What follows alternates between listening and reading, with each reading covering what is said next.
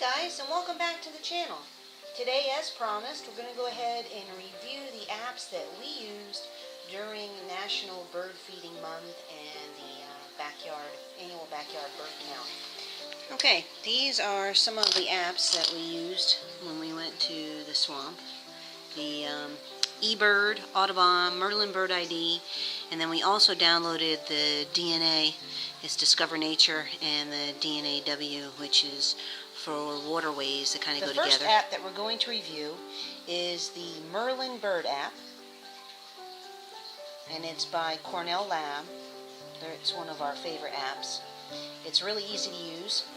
You can either do a photo ID of the bird or just a regular Start Bird ID if you have a regular visual. When you go into the app, you have to list a bunch of information, and it'll walk you through the entire process, so it's very easy to record what you see.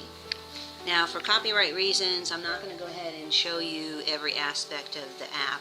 I just wanted to say that when you do log in, that first screen that you saw, you pick your geographical location, then you pick what size you think the bird was. It gives you pictures, so you kind of choose which one. Is it as small as a hummingbird, as big as a goose, so on and so forth. And you also have to pick the color and where you saw the bird. Based on what you typed in, it gives you a list of birds that may or not be the one that you have your eyes on. And we found that everything that we entered into the app every time, accurately identified the bird that we were looking at. So we really enjoyed that. And what we also liked is this app gives you the option to share what you found on social media. We did not actually use the sharing feature because the pictures that we were taking at the times that we were using the apps were not clear enough really to share on social media, so we just went ahead and skipped that part.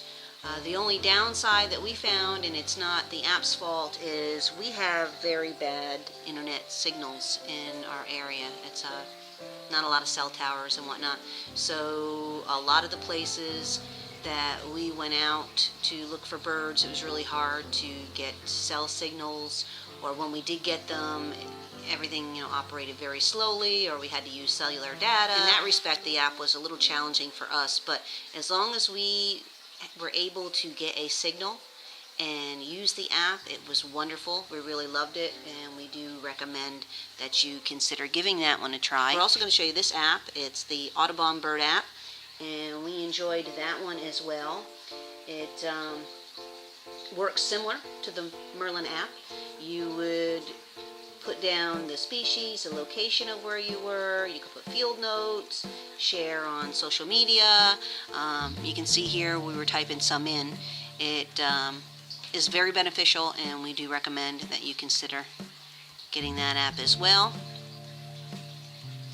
Okay, if we can get through all that stuff. We also enjoyed eBird. eBird worked very well. It gives you a chance to go on and start different checklists. You can put in your location, the number of species that you saw, what the species were doing, how long you observed them, any comments that you want, and then submit the data and save a record of all the birds that you saw, which is great if you are actually following the coastal Georgia birding checklist. You can, see how well you're doing in response to other folks, whether or not you've seen every bird there is to see in this area or not. And it also can help you figure out birding hotspots, which was kind of cool. So we enjoyed that app as well and would recommend it. We also used the Discover Nature app when we were at the swamp. The again, signal goes in and out, so it's kind of hard to use that one there, but it's fun because it allows you to record what animals you saw and where, and share pictures, and there's also a little game in there that you can play while you're hiking. That was kind of fun, so we recommend you give that one a try. It has a lot of information about the swamp, and you can also download information packets for other areas. Like if you see on this one, this version, it's for nationwide sightings, and and it gives you a look at all of the different parks in the area, and you can record what you saw at those particular parks. So it's helpful to take those when you're bird watching. That way you can see, okay, look, this red-shouldered hawk was in this area for the last 3 days. It may be there today, so let's go check it out, kind of thing. So again, we would highly recommend that if you are going to do a bit of bird watching, that you consider these apps for your phone. They're all free. eBird, Audubon, Merlin Bird ID, DNA, and DNAW, and you can most likely find them in your phone's app store if you give it a quick search. We hope that you enjoyed all of the bird watching we did this month. We will do more bird watching videos in the future and post them according to different playlists that we have. Some may be underneath the nature hikes, some may be under Trinity's videos. We'll let you know as the videos come up. We thank you again for watching, and we hope to see you soon. Have a great day.